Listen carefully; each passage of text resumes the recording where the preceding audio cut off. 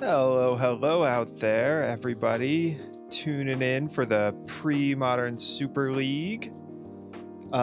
This is going to be an awesome matchup we got here. I'm Mike Harris of the Premodcast. We got Jared Doucette. I normally have a quote ready for the Premodcast, but this time I'm just like, we're just going for it, and we're just going to talk about a cool Magic match we're about to watch. Yeah, absolutely. So let's. But I will say Happy New Year to you. Thank you. We're recording this.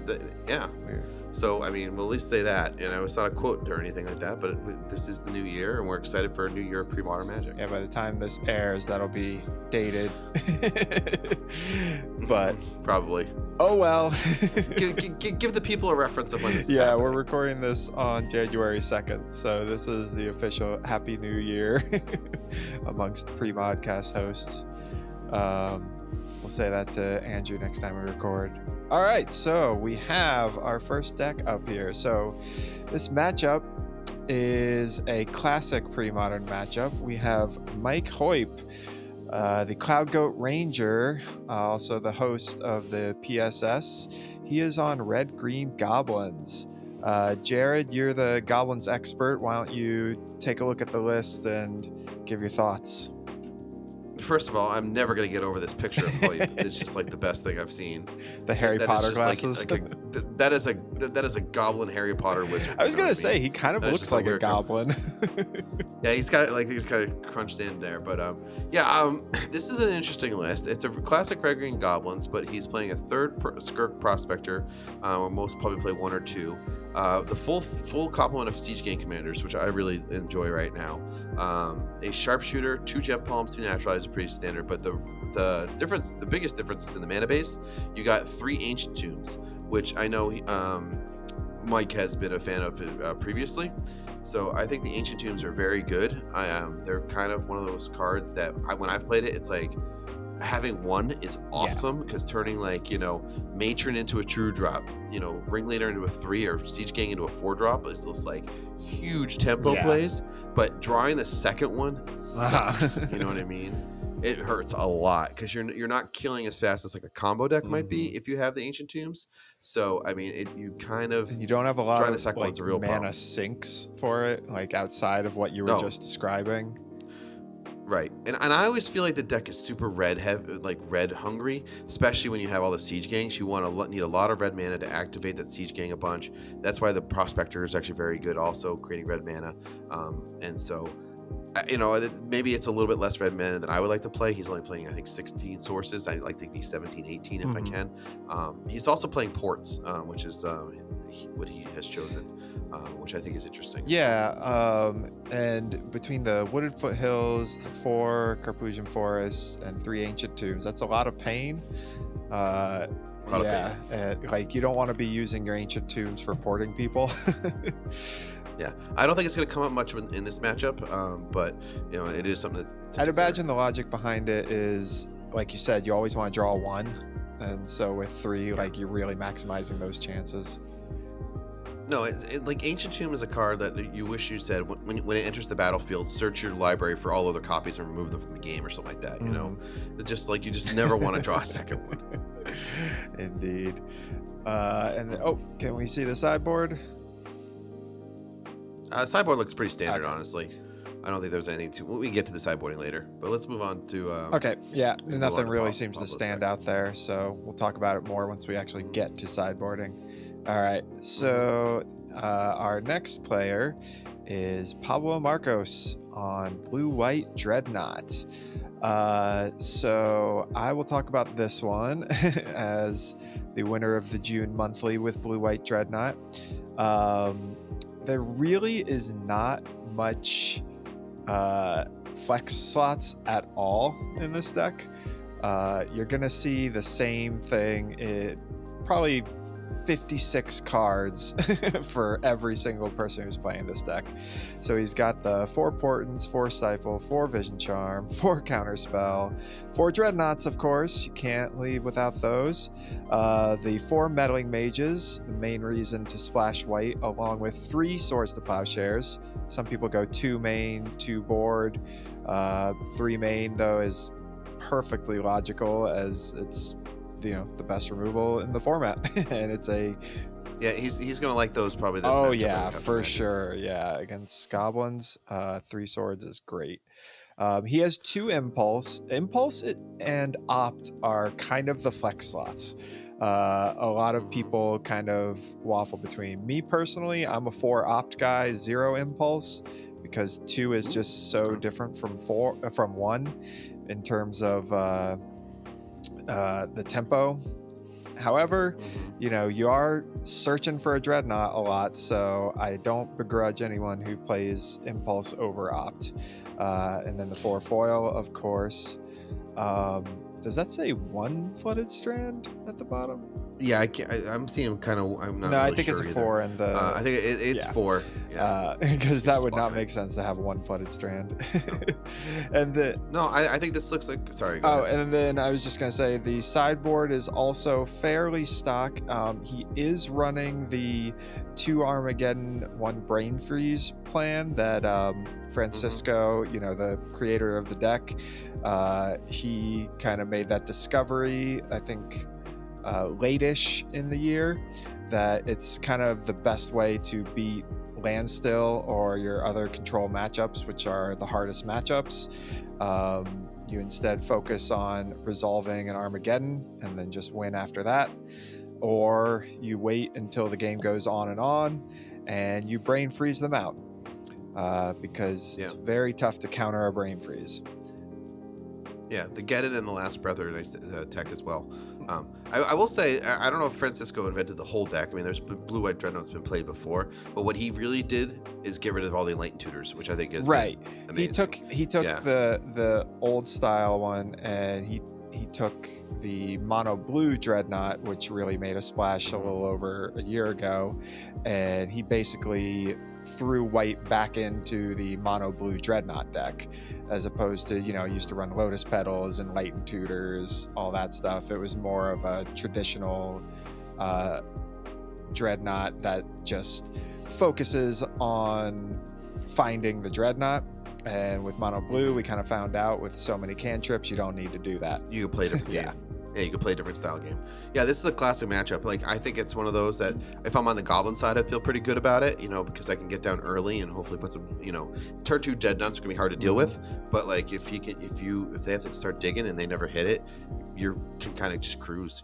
Yeah, like Belly Mage is a speed bump, but Belly Mage isn't going to have many good things to name against you. That's a very good point. At the same time, if I'm on Blue-White Dreadnought, I'm feeling good going into the Goblins matchup, because as you said, like, you find an early Dreadnought and protect the king, you can get in there, you can be faster.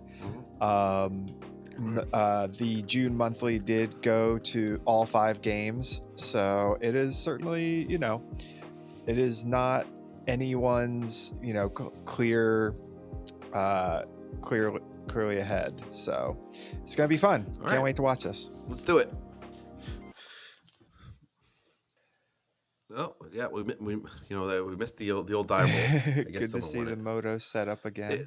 I can't believe they don't have like some sort of animation for the die roll. Yeah. So off the bat, it just says you won the die roll, like they did in the Chandelar game. They had the coin flip.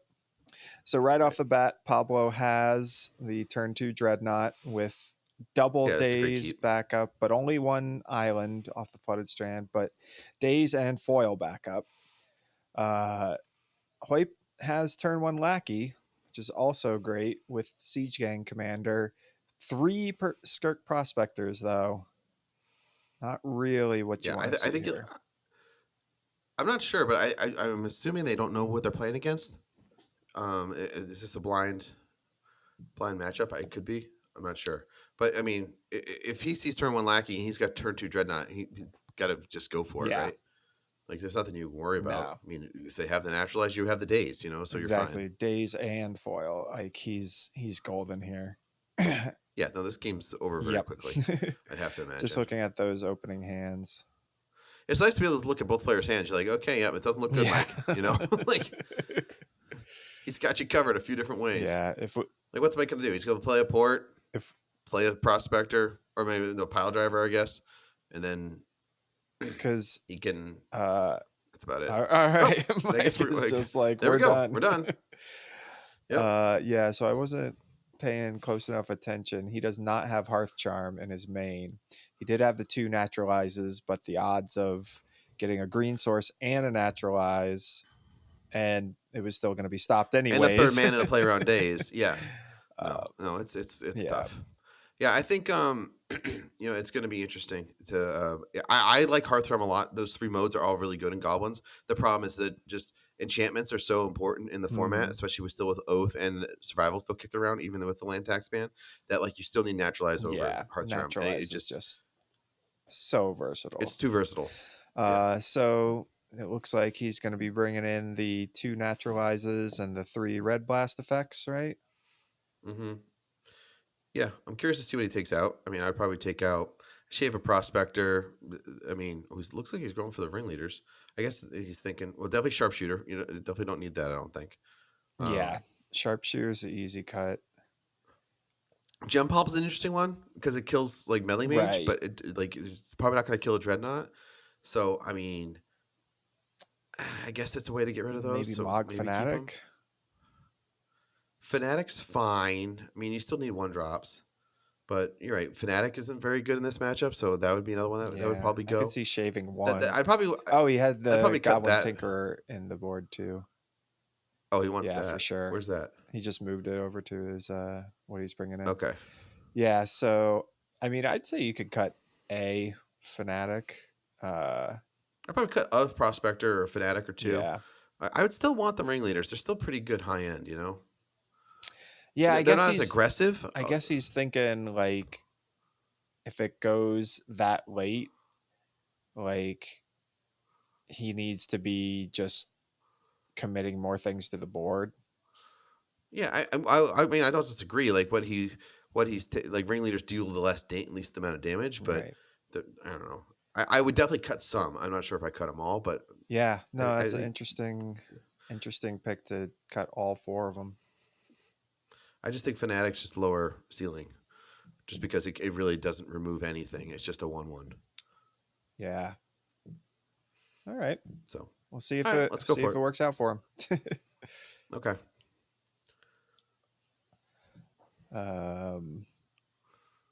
Yeah, I feel like whenever I'm just like testing with goblins, I end up shaving a lot of like single copies of the 4 ofs.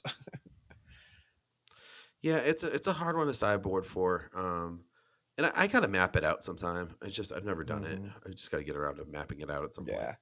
All right. So I'd say the sideboarding. Oh, we're over to Go Pablo now. He definitely brings in the 4th swords, the last breaths, the hydro blast, 2 blasts. Yeah, 2 blasts. I feel like Curse Totem is not good enough to warrant bringing in. It shuts down Tinkerer, but like that's a 1 of. It doesn't stop triggered abilities, so yeah. So it really just stops the Siege Gang Commander's ability. Skirk Prospector and Fnatic can't be sacked, but that's not even that relevant. So yeah, I wouldn't bring him in. I wouldn't bother with him. So should have looked back to see what I sideboard like for the match I played.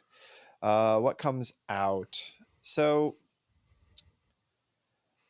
Meddling Mage is not that great against goblins, but I still think you don't really want to cut them all. It's really just a bear. Yeah. You know what I mean? And a bear, like a 2/2 can be pretty good against early goblins, but you're on the draw. So like Lackey's getting in unless you remove it. Like you're not blocking it. Yeah, oftentimes I'd end up taking out like a days since you're bringing in better permission and I mean, swords is basically permission, but he's I bringing think in the he could cut the 3 blasts. days right here being on the draw. Yeah, he's bringing in the blasts. So you could cut the dazes, maybe leave one in. Yeah, keep people honest. Let's see. So he brought in 3. He just brought in the two Didn't even blasts bring and in the the swords. last He didn't bring breaths. in the last breath. They're kind of Yeah, slow. I, But I, oh, here here come the last breaths. All right, then that means more dazes go out. Ooh, Yeah, like I said, he's cutting cantrips off. oftentimes get cut. Foil. Okay. It is kind of cool to see the sideboarding like this. Yeah, you know what I mean? no, it's like, very this is actually cool. a good way to do it. Something you never get when you're watching a webcam match. Get to see their thought processes as they do it, you know. But I still Maybe he wants I'm surprised meddling mage just for the old, name naturalize, and all of a sudden you've cut them off of. It does protect, right? It does do that. I still think and it is a 2/2, like that, which can be a problem sometimes. Oh, all right. But so he's leaving in all the meddling mages, and he drew 2 of them. Okay. All right, now if you're Hoyp and you see this hand, what are you doing? You keeping it? Oh, that's a risky one. Because what if he just Hoyp's on the play, so he's not dazing the lackey. Right, and he does have Prospector, I was gonna say, so he does have Pablo another should one back drop. that hand. I probably would have too. It didn't look great. I missed It was 2 mages, 2 gushes. I don't even think I know it had at least 1 Adakar waste, but I think the other was maybe a flooded strand. So it's just like he's not enough enough to do. Right? No, you want to keep the Dreadnought. Okay. Because he has the Vision Charm. True.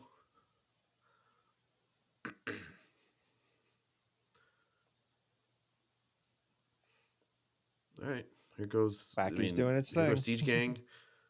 Lackey's coming in. Siege Gang's coming in. Then a follow up with a pile driver too. Or do you think he's going to disrupt? I feel like Hoyp is a disruptor.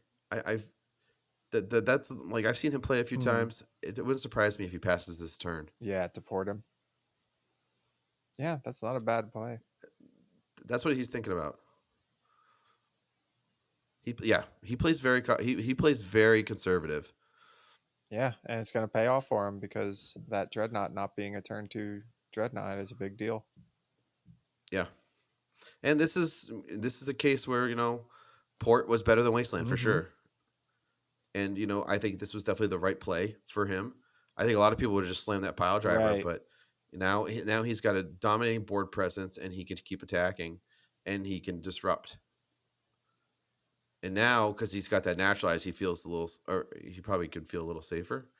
But he's also just got the win this next turn. Yeah. Yeah, because Pablo's Dreadnought Enabler is a Vision Charm, which is going to phase out the Dreadnought, so it can't. Oh, but there.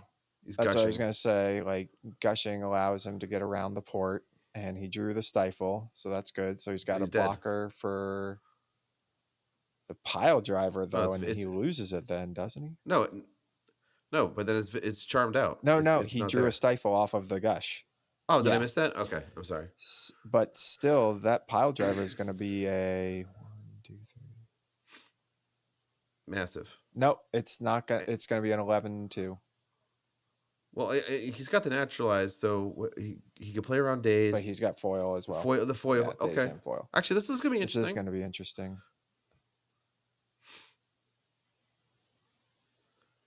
Prospector, huh? Okay. I guess I see that. Oh, I think what I bet? He's going to be able to use a mate.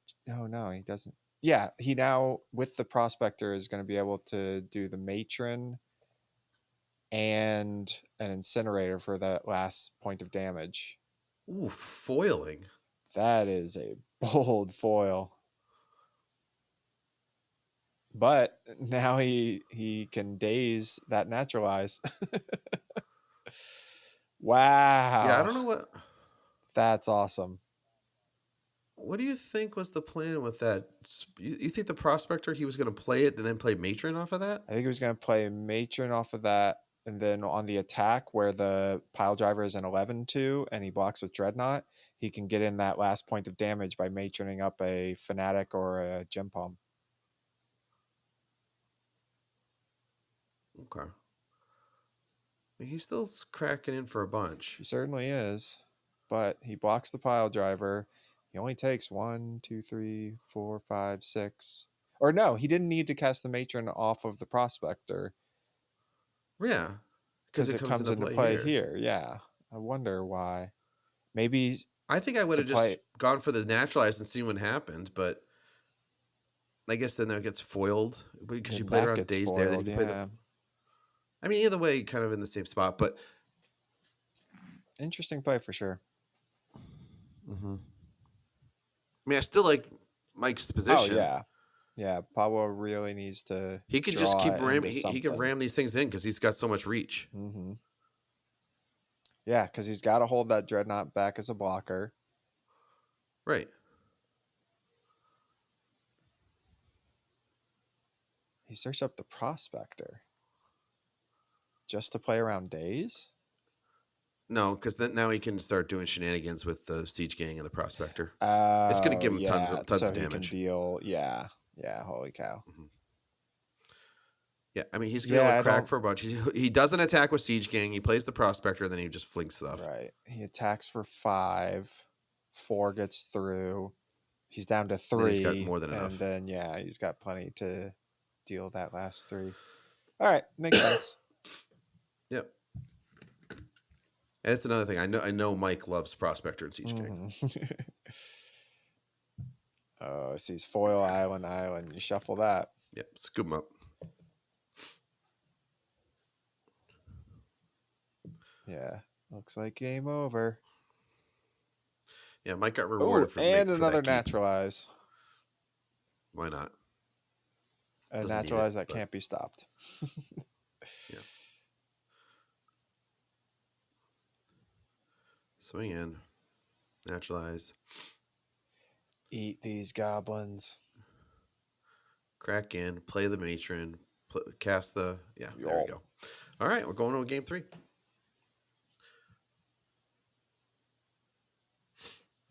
Now that now that you're on the play with Pablo, does he think he makes any changes? I mean, he left the daisies in anyway. Or I guess we'll start with Mike on the play or draw. I'm not sure if this matters much. I think I liked even less ringleaders on the draw. So I mean, I don't think he's gonna make many changes, if any. Yeah. I mean, like you said, he left the daisies in, so he obviously values them enough, even when he's on the draw. So the only thing I'm wondering is if he's rethinking his meddling mages, because that opening hand, the opening 7 he got had 2, and he shipped it back, probably realizing they weren't very good in that situation. Yeah, I think they're better on the play than on the draw. Meddling mages? But now he's on the play. I would think so. Just because they can block a lackey then. It's true. If you're on the play. All right, he's putting foils back in. Okay. What did he take? He hasn't taken anything out yet.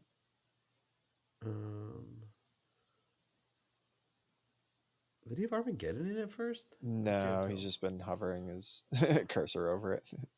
Okay.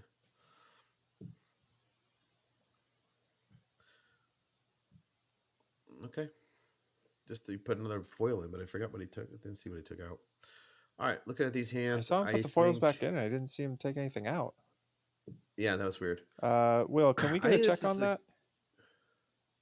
It said 60. It said 60. So what did he take? Yeah. We might have missed something. I don't know. Maybe he took things out. All right, he went down to 58. I don't know, man. I'm not gonna worry about it. He took out before he put in? Or maybe he's got days. I saw a days move there too. It was days foil. Yeah. So he has days foil boarded out. He brought those in. Yeah. Oh, last breath. He took the last breath out. And put the days one and the days foil and back one in. foil. Okay. All right, we're clear. Interesting. All right. I agree. I was confused with you too. All right. I guess he's feeling that single creature removal is not that good, but I don't know. I mean, Last Breath deals with Pile Driver, War Chief. Like, I don't think I would take the Last Breath out. Maybe he feels like he has to be less the control on the play, but I think he's the control. I think this is a snap, not a snap keep, but this is a very good keep for Mike. And it looks like very good. Looks like Paul had to mulligan, but he's got the turn 1 portent. He's in trouble. Like, I think I would ship that. Yep, shuffle. Yeah, I don't know if I would have kept that hand.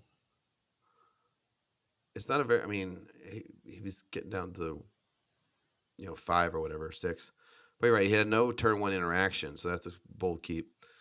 But this one for turn 1 portent though is always something you consider. Yes, I agree.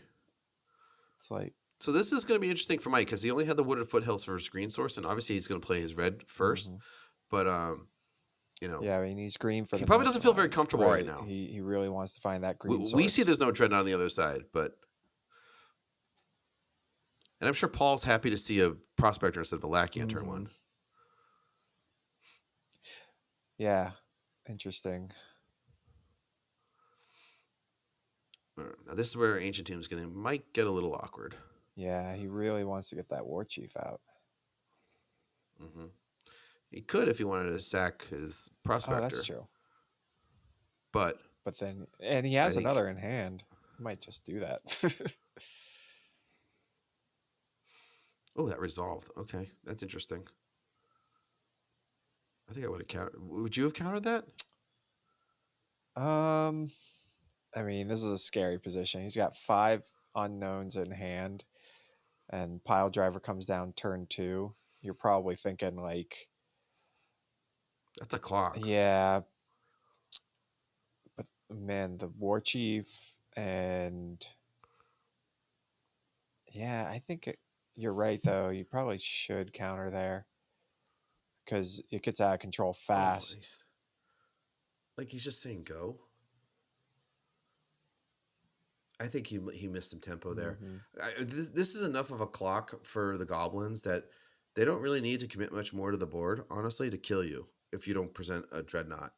Yes, I mean, obviously the Goblins wants to draw more lands in order to cast more spells right now, but like clocking for 4 a turn, that you'll probably be able to put another creature on board at some point soon because, he's probably not going to counter everything. And if he's trying to sit back and counter everything and not adding to the board and not, dealing with your creatures, then you probably feel fine. Yeah, and it's like you're not going to counter a Mog Fanatic. No, that Ringleader was a much juicier target because he could have countered it and then played Meddling Mage. You know what I mean? And then been like on board parity to draw more because Paul needs this game to go longer. Yeah. And he waited to play the Meddling Mage because he wanted to keep the counter mana up. I don't know. Maybe I'm just not as good as counterspelling, but like I feel like that Ringleader was enough of a juicy target. And here, this is going to get in for at least 6. Yeah, that protection from blue doesn't matter very often, but when it does, you really, really get upset with the Pile Driver.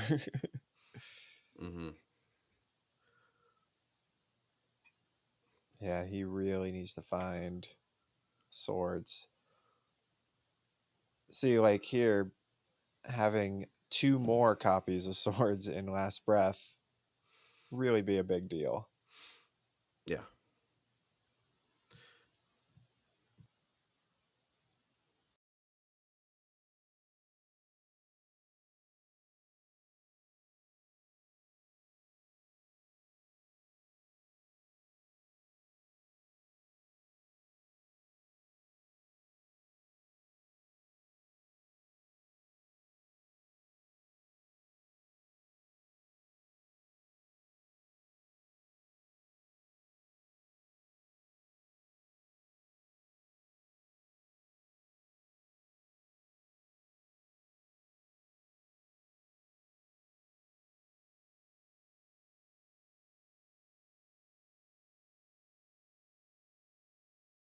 Okay, so Mike, so like the two attacks that I see that Mike has here is the potential of you swing with everything, you get that pile driver up to a 5 power, it's getting past the pro blue, right? And then, he probably blocks the fanatic and then he takes another one for the prospector. So you're essentially getting in for 7 because you'll sack the fanatic, right? The fanatic can't do its old tricks like it used to. There's no more damage to the stack. Right. Or the other attack is that you just attack with the prospector and the pile driver and then try to bait, try to get rid of the whatchamacallit, get rid of the Mhm. mage, but he's going with the let's go all in and get Yeah, as much yeah, damage in because the now. other option, you're And you not keep it dealing enough damage. You're losing 2 creatures, all to trade with a mage. And right. actually, we didn't even ask what does the mage name? Looks I like could almost read it there. blue red elemental blast. Yeah, Red Elemental Blast. Okay. which like are these open deck lists? Because that's a singleton. Yeah, but it's a common one, and it's a removal spell that would remove the mage, It right? is, but man, Um, I would definitely name Naturalize in this matchup. well, he doesn't have a Dreadnought in hand, so like naming Reb is probably more relevant right there. Um, I think counterspelling this lackey is like finally, you know what I mean. But I think, but it's only because it pumps up the pile driver that it's actually a concern, Right. right? It's only it's an extra 2 damage for but that really represents three power. So I think this counterspell really could have been a lot more Yeah. useful earlier. Yeah, that pile driver should have been stopped. So he's and Tinker follow up.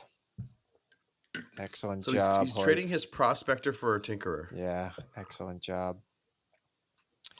I mean, but it slows down his attack. Like it's not. Is it going to attack?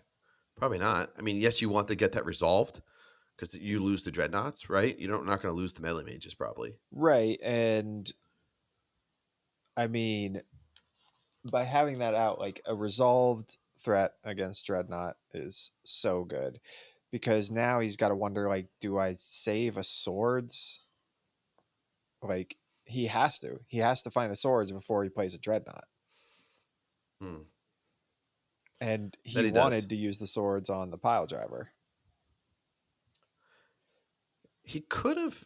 Well, I guess he Hoyp's could have mana done it that. constraints are really hurting him. I mean, if he still had that prospect, I mean, he has another prospector, but he could, in theory, cash these in for a siege king next turn. I think he might have to take a turn. He's going to probably play the prospector, then probably have to take a turn off. Yeah. Yeah, because there's not really a good attack. You're not going to give up. I mean, you can get him for 1, and you should get him for the 1, right? He's going to chip in for the 1, but that tinkerer is not going to attack. There's no point. yeah. Yeah, definitely not. You're gonna save that one. Keep pile driver back to block mages. Looks like Hoyp is doing what you say, playing the prospector, taking a turn.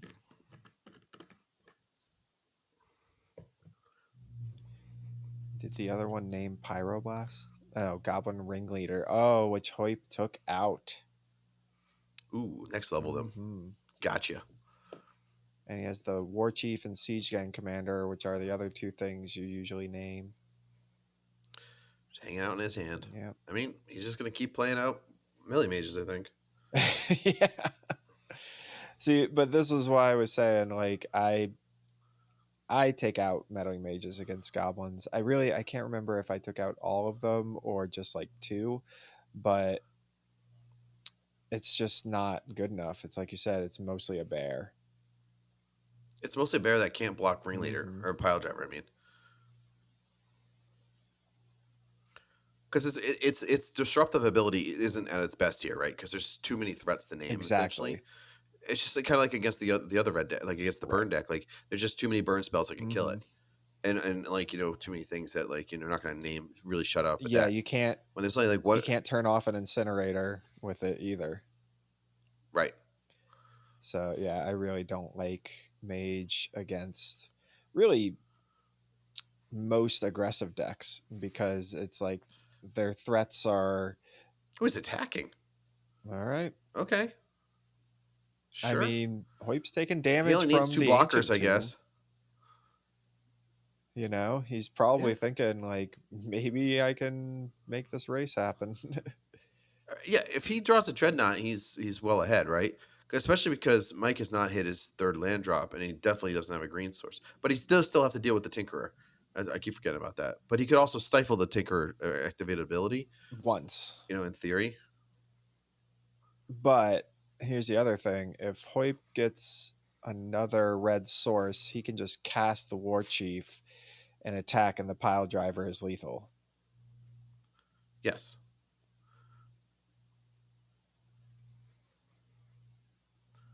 So yeah, bricking on the early Dreadnought really hurt him here. Yeah, these haven't exactly been these two decks like shining game. You know what I mean? No. They're not exactly firing on all cylinders right now, but But even tier 1 decks have bad days.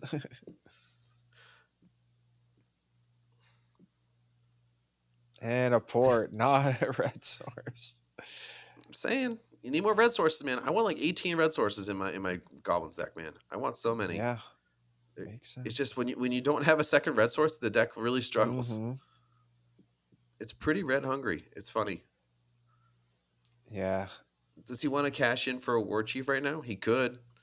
Cash in a Prospector for a War Chief. I feel like the lesson in the 20 plus years since pre-modern was, just add more mana.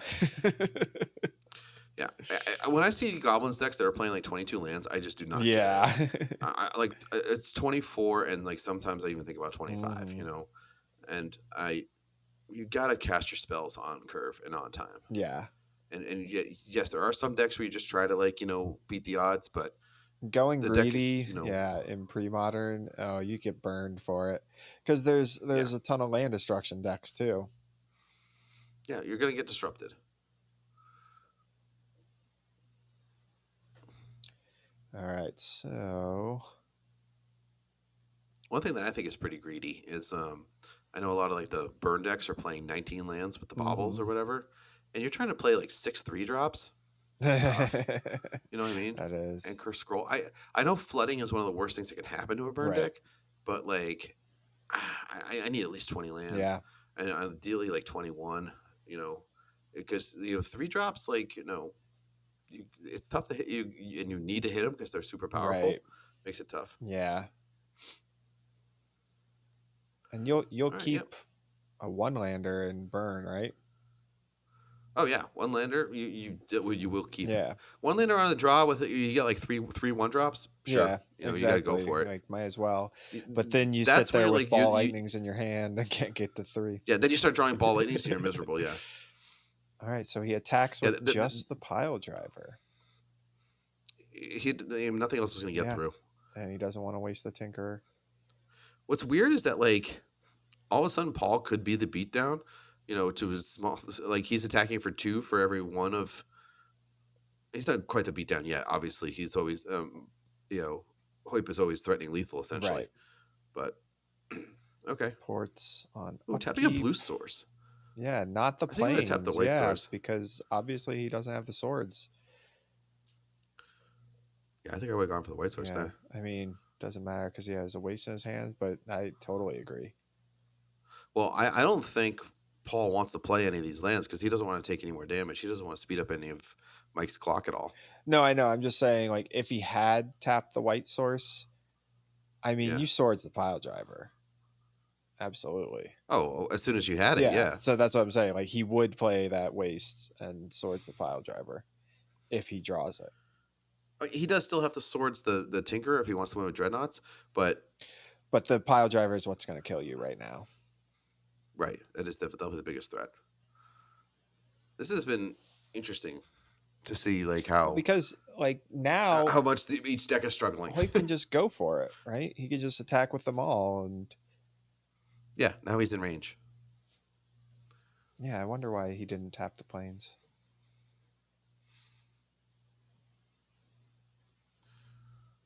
He can also stifle the trigger. That's true. For a pile driver. Oh, right? Yeah, that would be a good move. Because the creature's pro blue, the trigger's not pro blue. Right, sure. It's one of those interesting rulings where you can stifle the pile driver trigger because stifle targets the ability, not the creature. So if you're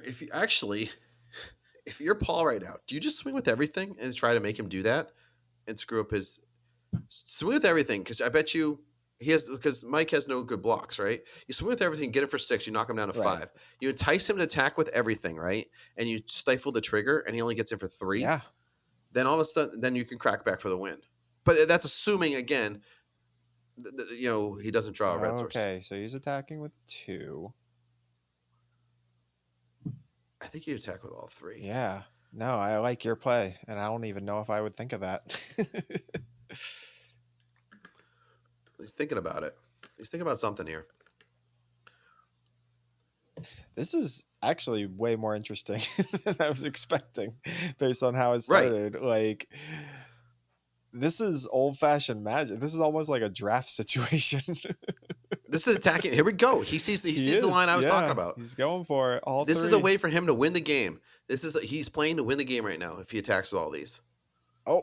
Oh, he's holding pulls one back. I don't. He's doing. I don't know how holding sliding it forward. But holding one back doesn't win you the game. He's doing the thing where you just tap untap. Holding one back does not win you the game, though. What did he just play around? I think he's thinking if Hoyp then attacks with all of them, he can kill the Tinkerer. You know what he should have done is Vision Charmed his lands to be another color.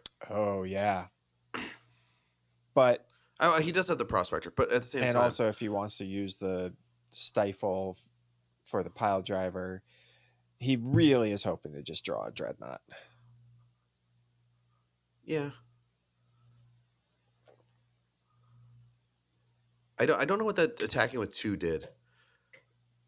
Because again, now he's not attacking for lethal next time. I mean, I get it.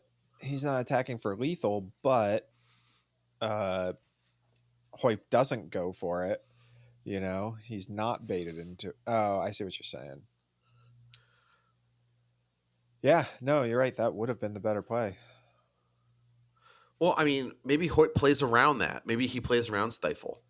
Does that telegraph it too much? It might have, but it also could show a removal spell, right? If it showed a last breath or whatever, he would have probably played around something.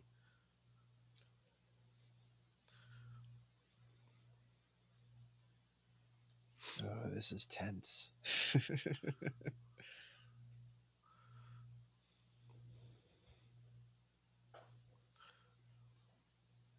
So Hoyp drew another Pile Driver,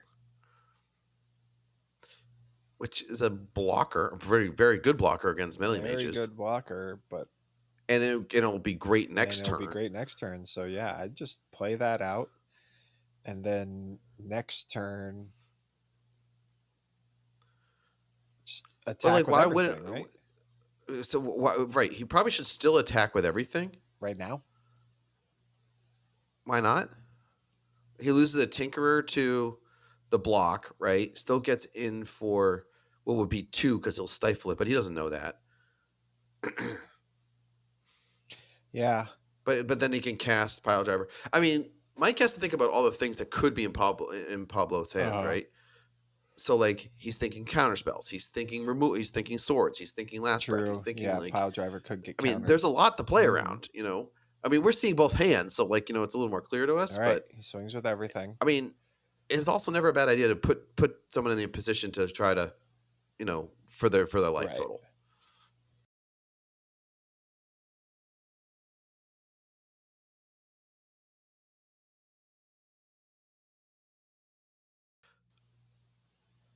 That's an interesting idea. Okay, get in for 3. All right, so he does stifle the trigger. He'll block the Tinker. Oh, he blocks the Prospector to keep him off a red. Okay, I don't hate that. That is. The damage is the same. And he doesn't have a Dreadnought, so that is big brain play.